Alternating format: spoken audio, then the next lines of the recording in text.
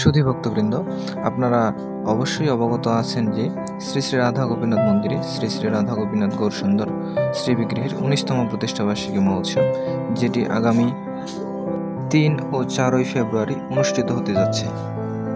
আপনারা সকলেই আমন্ত্রিত। এটি হচ্ছে সেই প্রসাদ হল। প্রসাদ হলের যে প্রসাদগুলি রয়েছে সেই প্রসাদগুলি এখানেই রান্না করা হবে, সেটারই পূর্ব প্রস্তুতি চলতেছে।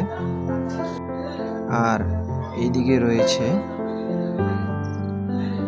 সেই প্রসাদ হল, যেখানে ভক্তরা প্রসাদ পেতে পারবে।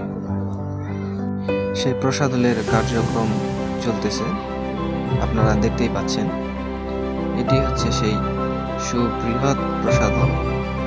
এখানে ভক্তদের প্রসাদ পরিবেশন করা হবে এবং ভক্তরা প্রসাদ পেতে পারবে। হরি বল।